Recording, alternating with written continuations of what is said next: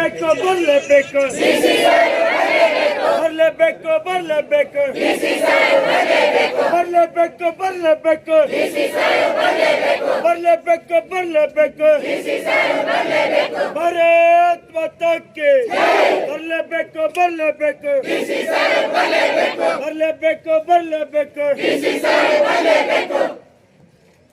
ಅಯ್ಯಯ್ಯೋ ಅಯ್ಯಯ್ಯೋ ಅಯ್ಯಯ್ಯೋ ಅಯ್ಯಯ್ಯೋ ಅಯ್ಯಯ್ಯೋ ಅಯ್ಯಯ್ಯೋ ಅಯ್ಯಯ್ಯೋ ಅಯ್ಯಯ್ಯೋ ಅಯ್ಯಯ್ಯೋ ಬರಲೇಬೇಕು ಬರಲೇಬೇಕು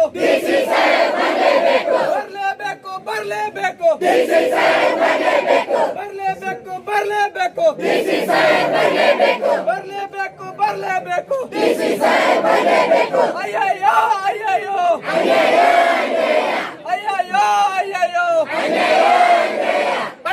ಏನೋ ಒಂದು ಸ್ಪರ್ಧಾತ್ಮಕ ಒಂದು ವಿದ್ಯಾರ್ಥಿಗಳಿಗೆ ನೇಮಕಾತಿ ಮಾಡ್ತಾ ಇಲ್ಲ ಸರ್ಕಾರ. ಕಳೆದ ಒಂದು 5 ವರ್ಷಗಳಿಂದ ಏನೋ ಕೋವಿಡ್ ನಂತರ ಯಾವುದೇ ಒಂದು ನೇಮಕಾತಿಗಳು ಬಂದಿಲ್ಲ. ಒಂದು 45 ಡಿಪಾರ್ಟ್ಮೆಂಟ್ಗಳಲ್ಲಿ ಒಟ್ಟಾರೆಯಾಗಿ 3 ಲಕ್ಷ ಒಂದು ಪೋಸ್ಟ್ಗಳು ಖಾಲಿದಾವೆ. ಆ ಪೋಸ್ಟ್ಗಳು ತುಂಬಲಿಕ್ಕೆ ಒಂದು ಹೊಸ ವಿದ್ಯಾರ್ಥಿಗಳು ಏನೋ ಒಂದು 4 ರಿಂದ 5 ವರ್ಷಗಳಿಂದ ಓದ್ತಾ ಇದ್ದಾರೆ. ಆ ಒಂದು ವಿದ್ಯಾರ್ಥಿಗಳಿಗೆ ಯಾವುದೇ ಒಂದು ಅವಕಾಶ ಸರ್ಕಾರ ನೀಡ್ತಾ ಇಲ್ಲ.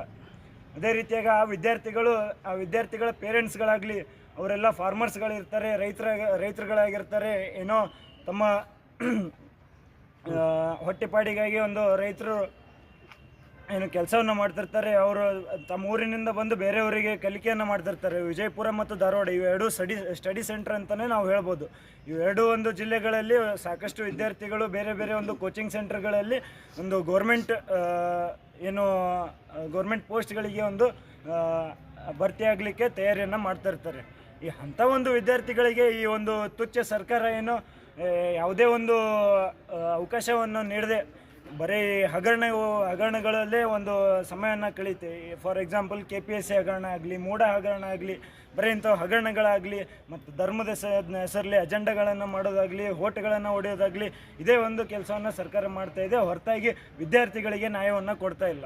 ಇವ್ರಿಗೆ ಓಟ್ ಬರೋದು ಯಾವುದು ವಿದ್ಯಾರ್ಥಿಗಳಿಂದನೇ. 18 ವರ್ಷ ಮೇಲ್ಪಟ್ಟ ಇರೋ ಎಲ್ಲ ವಿದ್ಯಾರ್ಥಿಗಳನ್ನು ಇವರು ಪ್ರಜಾಪ್ರಭುತ್ವದಿಂದ ಓಟನ್ನು ಹಾಕ್ತಾರೆ. ಆ ಓಟನ್ನು ಉಪಯೋಗಪಡಿಸಿ ತನ್ನ ಸ್ವಾರ್ಥಕ್ಕಾಗಿ ಪಡಿಸ್ತಾ ಇದ್ದಾರೆ. ಹೊರತಾಗಿ ಯಾವುದೇ ರಾಜಕಾರಣಿಗಳು ನಮ್ಮ ವಿದ್ಯಾರ್ಥಿಗಳಿಗೋಸ್ಕರ ಧ್ವನಿ ಎತ್ತಾ ಇಲ್ಲ. ಸರ್, ಹಾಗಾದ್ರೆ ನಿಮ್ಮ ಮಾತಿನ ಅರ್ಥ ಏನಾಯ್ತು? ವಿದ್ಯಾರ್ಥಿಗಳಲ್ಲೂ ಕೂಡ ಒಂದು ಜಾತಿಯ ಒಂದು ಉತ್ತರ ಪ್ರಾಂತದಲ್ಲಿ ರಾಜ್ಯಾದ್ಯಂತ ನಾವು ಹೋರಾಟವನ್ನು ಮಾಡಿದ್ದೀವಿ. ಇದಕ್ಕೆ ನಾವು ನಮ್ಮ ರಾಜ್ಯ ಕಾರ್ಯದರ್ಶಿಗಳಾಗಲಿ ಇವರೆಲ್ಲ ಒಂದು ತಿಂಗಳ ಸಮಯವನ್ನು ಕೊಡ್ತಾ ಇದ್ದೀವಿ. ಯಾಕಂದರೆ ಅವರು ಕೂಡ ಗೌರ್ಮೆಂಟ್ದವರು ಅದನ್ನು ಹೊಂದಿಸ್ಲಿಕ್ಕೆ ಅಮೌಂಟ್ ಆಗಲಿ ಏನೇ ಆಗಲಿ ಒಂದು ಮಂತ್ ನಾವು ಅವರಿಗೆ ಟೈಮ್ ಕೊಡ್ತಾ ಇದ್ದೀವಿ. ಈ 1 ಮಂತ್ನಲ್ಲಿ ಅವ್ರು ಏನಾದರೂ ನಮಗೆ ಇದು ಕೊಡಲಿಲ್ಲ ಅಂದರೆ, ಪೋಸ್ಟ್ಗಳನ್ನು ಬಿಡಲಿಲ್ಲ ಅಂದರೆ, ನೇಮಕಾತಿಗಳನ್ನು ಬಿಡಲಿಲ್ಲ ಅಂದರೆ ನಾವು ವಿಧಾನಸೌಧಕ್ಕೆ ಮುತ್ತಿ ಹಾಕುವಂಥ ಕೆಲಸವನ್ನು 100% ಮಾಡೇ ಮಾಡ್ತೀವಿ ಅಂತ ಈ ಮೂಲಕ ನಿಮ್ಮ ನ್ಯೂಸ್ ಮೂಲಕ ಸರ್ಕಾರಕ್ಕೆ ಆಗ್ರಹ ಮಾಡ್ತಾರೆ.